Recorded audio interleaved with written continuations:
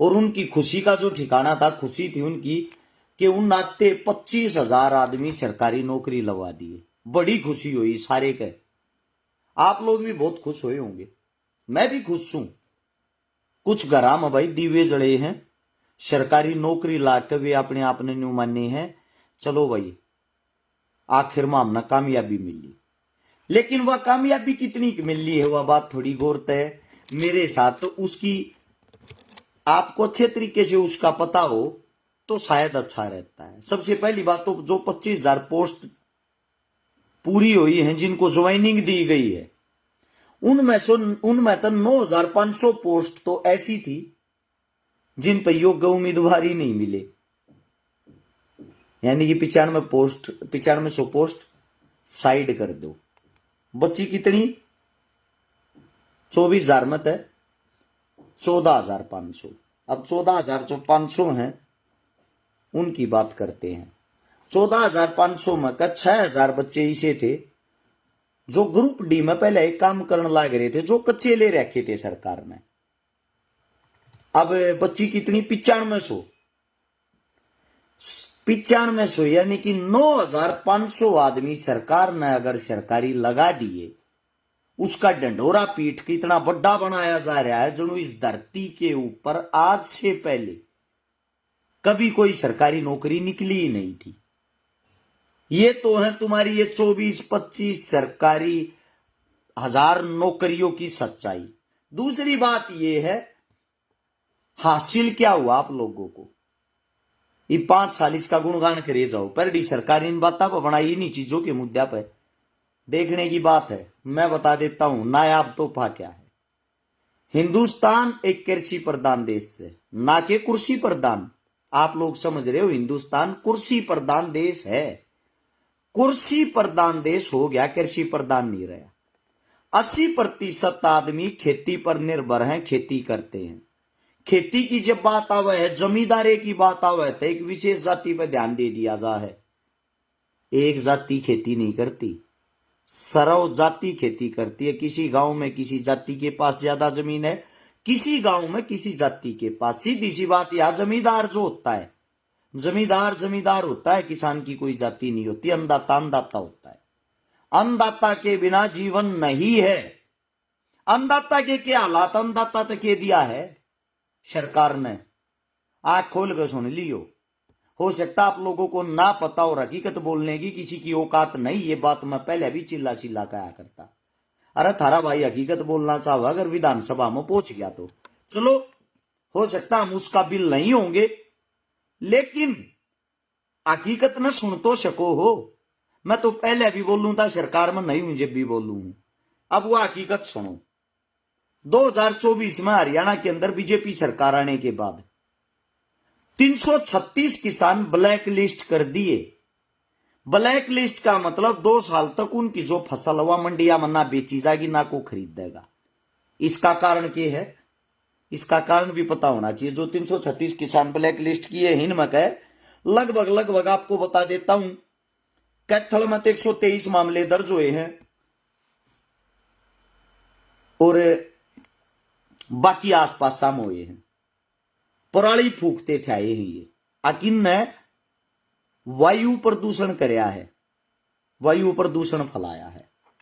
अगर 364 दिन किसान इस देश को हरियाली देता है और एक दिन उसने 365 दिन नामक एक दिन उसने वायु प्रदूषण कर दिया, कौन सी उसे वातावरण के अंदर प्रदूषण में उसका कितना प्रतिशत हिस्सा हो गया। ये इतनी बड़ी बड़ी फैक्ट्रियां हैं, कंपनियां हैं, इतने व्हीकल चलते हैं, क्या कभी उन फैक्ट्रियों पे भी कोई आप लोगों ने कोई ब्लैक लिस्ट किया, मुकदमा दर्ज किया है? सरकार से पूछना चाहता हूं, किया है क्या आज तक है? किसान जो पराली फूकता है उस पराली के लाभ भी हैं। माछरी जो है यार, मच्छर जो है अगर उन तो छुटकारा मिल रहा है। जिन्हें लागे है अगर भाई एक दिन की कराल की किसान की पराली फूके तो हमने सांस लेने में हमारा दम घोटा है, ये मूर्खता का परिचय है और कुछ नहीं। ये इतनी बड़ी बड़ी जो फैक्ट्रियां, कंपनियां, फर्में ये चल रही है ना, उनसे प्रदूषण फैलता। इतनी बड़ी बड़ी चिमनियां, भट्ठे, रोक लगाने उन पे क्यों नहीं लगाते? उनको ब्लैक लिस्ट क्यों नहीं किया? 336 जो किसान, उनको 2 साल के लिए ब्लैक लिस्ट कर दिया। क्यों? क्योंकि उनकी आवाज सुनने वाला, उनकी आवाज उठाने वाला, उनकी आवाज लड़ने वाला कोई है ही नहीं। आप सभी साथियों को एक बात और बता देता हूं, 1,57,000 रुपये भी वसूल ले गए हैं 63 किसानों पे। डीएसपी साहब है कैथड़ से, उन्होंने मामले दर्ज करके, यानी कि गरीब को और गरीबी में मारा जा रहा है। अगर आपको वसूली करने का शौक है, गुजरात के अंदर शाह की बीवी भागी है, खबर चला के देख लो कै करोड़ रुपये लेगा बाजी है, पता लग जाएगा। उसको पकड़ के दिखा दो ना, वो विदेश निकल गई। मालिया साहब पकड़ा आज तक किसी ने? ये बड़े बड़े घोटाले करके थी, इतनी बड़ी रकम लेकर भाज जाओ, उनको पकड़ने वाला कोई नहीं। वाहन व्हीकल कितना है प्रदूषण देता हो, कितना है?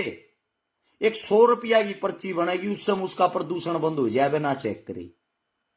क्या कभी उस पे मुकदमा दर्ज होया है? सबसे बड़ी बात, किसानों के साथ अन्याय, दोबारा फिर से लाठीचार्ज। देखो किसानों की दुर्दशा देखो।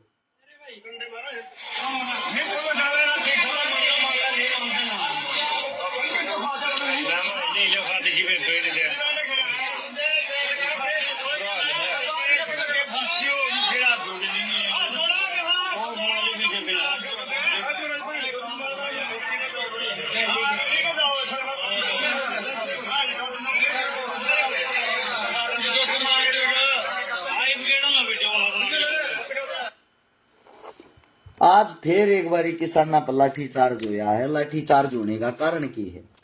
उचाना के अंदर डीएपी खाद लेन किसान गए थे, लाइन में लाए गिरे थे। काली बाजारी सरकारी सिस्टम के तहत जो डीएपी की बिजली पे किसाना ने परेशान करने लग रहे हैं। खाद भी पर्ची खर्ची ते मिल रहा है। आपकी जानकारी तो अपना खाद मिल जाए ना, किसान ने खाद नहीं मिलता। किसाना का आज भी खून बहन लग रहा है, किसाना पास भी लाठीचार्ज होने लग रहा है। मैं उन सभी साथियों से आज एक बात पूछना चाहता हूं, जो बीजेपी का झंडा ठा रहे थे या अन्य पार्टियों का झंडा ठा रहे थे, कड़े चले गए भाई थारी वे? जिन जिन तक तुम वोट दो थे, थारे वे रक्षक अब इस टाइम पे कहां चले गए? सरेआम किसान की दुर्गति हो रही है। अगर कोई भाई राजी हो रहा हो बीजेपी सरकार आएगी, बीजेपी यो कर देगी, उस टाइम पे जब हम वोट मांगने जा रहे थे, हमारे पे एक ठप्पा मार रखा था, तो बीजेपी ने ठा रखे हैं। वो यार सरकार सबसे पहले इसी सरकार के खिलाफ उन्हीं मुद्दों पे बात कर रहा है जिन मुद्दों पे बातें करने की तुम्हारे नेताओं की औकात नहीं है। मैं आप सभी साथियों से एक बात पूछना चाहता हूं, जब किसान ही नहीं रहेगा, अन्नदाता ही नहीं रहेगा, रोटी कहां से आएगी, अन्न कहां से आएगा? देश को चलाने वाले को पीटा जा रहा है, अन्नदाता की दुर्गति हो रही है। खाद उन्हें नहीं मिल रहा, बीज उन्हें नहीं मिल रहा, रेट उन्हें नहीं मिल रहा, फसल उनकी नहीं खरीदी जा रही, पराली वे नहीं चला सकते, जबरदस्ती बैंकों में जमीन उनकी कुड़क करी जा रही है, पैसा उनसे वसूल किया जा रहा है, मुकदमे उन पर लगाए जा रहे हैं। इससे बड़ा जुल्म और क्या होगा? सलाम करता हूं उन मूर्खों को जो अब भी नारे लगाते हैं बीजेपी जिंदाबाद, बीजेपी ये, बीजेपी वो।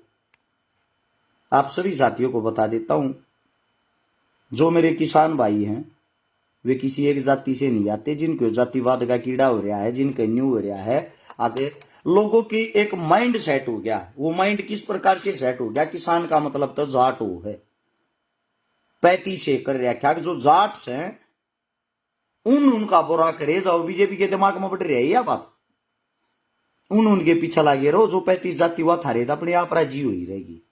35 ने पकड़ लो, एक का लात मार दो, 35 ने राजी करती एक पर मुकदमा कर दो। या तो है हरियाणा की स्ट्रेची, हरियाणा से अगर आप बाहर जाओगे मुसलमाना के सर पर चढ़ जाओ, हिंदुआ का झंडा ठा लो, मुसलमाना ने टारगेट करे जाओ, हिंदुआ ने राजी करे जाओ। काम करने की किसी ने कोई जरूरत नहीं। सबसे बुरी बात है ये। आप सभी साथियों को बता देता हूं, जब राजा बनाया जाता है, राजा न्यायप्रिय होता है, उसके लिए सब एक समान होते हैं। हिंदू हो, मुसलमान हो, जाट हो, ब्राह्मण हो, वाल्मीकि हो, कोई भी हो। यहां आके जातिवाद का खेल इसलिए खेला जाता है।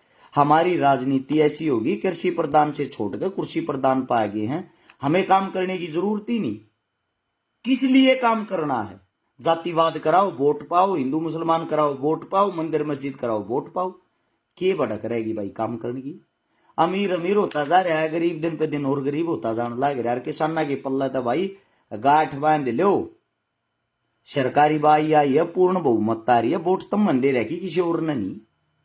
जूत तो खाने पड़ेंगे, आदत गेर लो, या तो तड़वे चाटने की आदत गेर लो, या फिर जूत खाने की आदत गेर लो।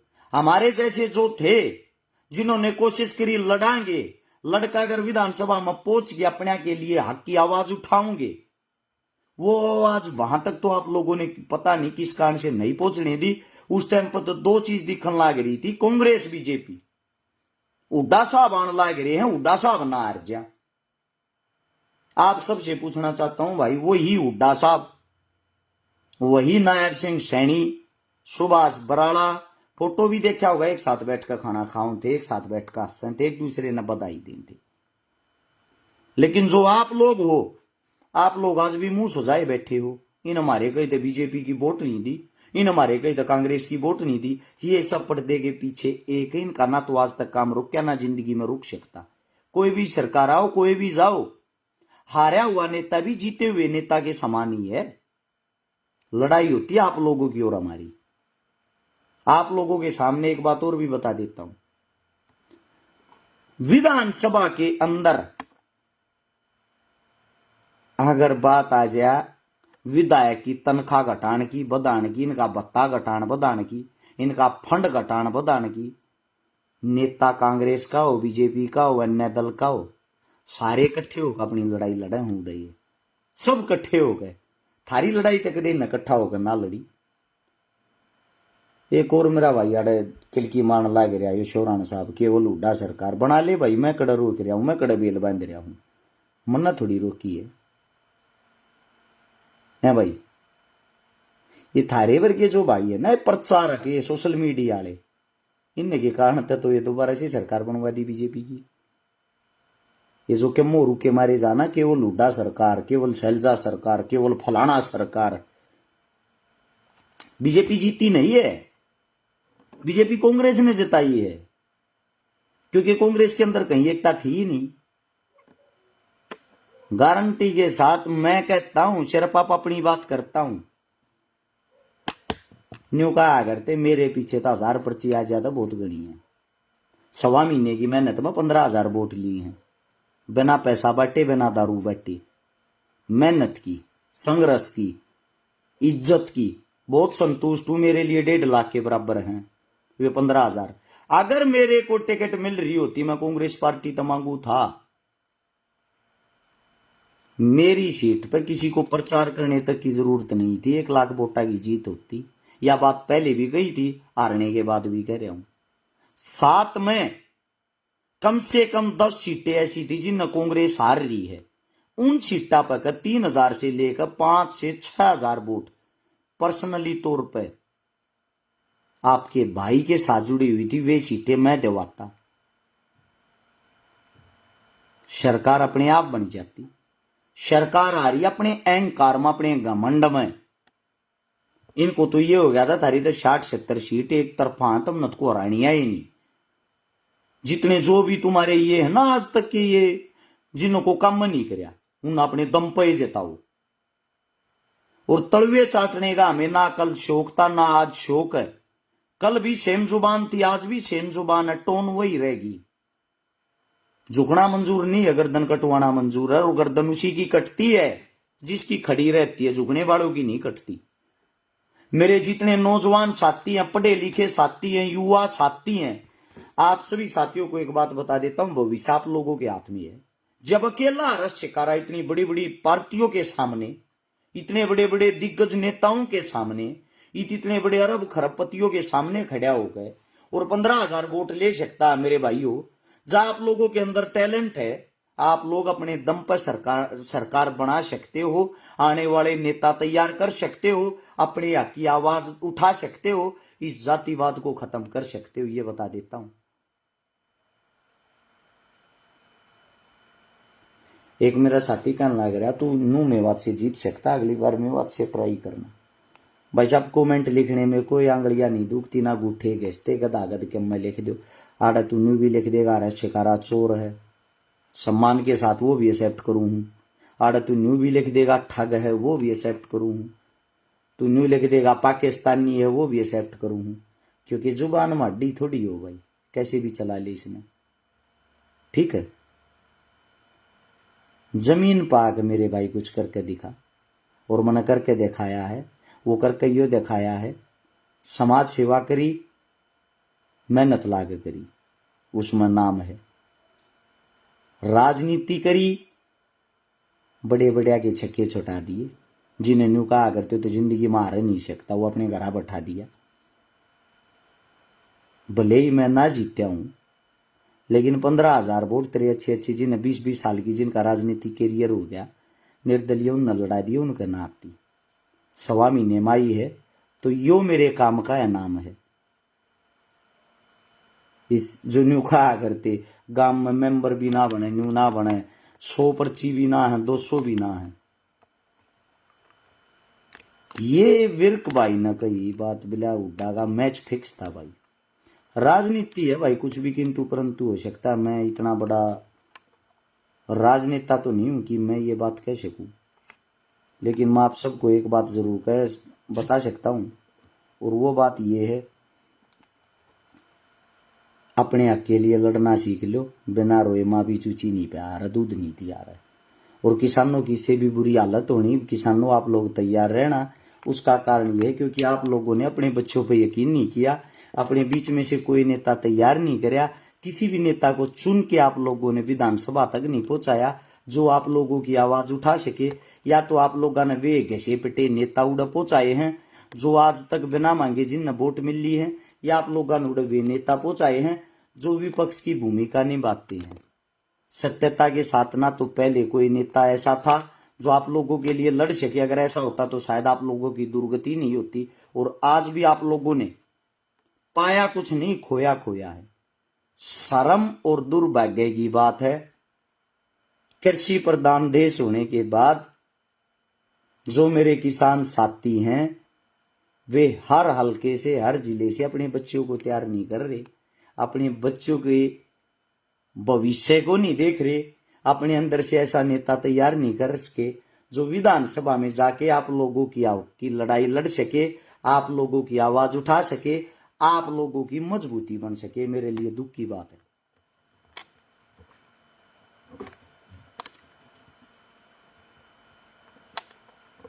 भाई अनिल शोरा ने पार्टिया प्रचार करे तो कुछ ना होकर उधर कमा के खा ले, तू किसान है, अरे या बात ना लिखे जो लिखन लाग रहा है, ठीक है, कमा के खा ले, कुछ ना दे प्रचारा मीब तक कड़ पड़ी है लोग नींद की, फेरा लिया इनके झंडे ठाक तू है भाई।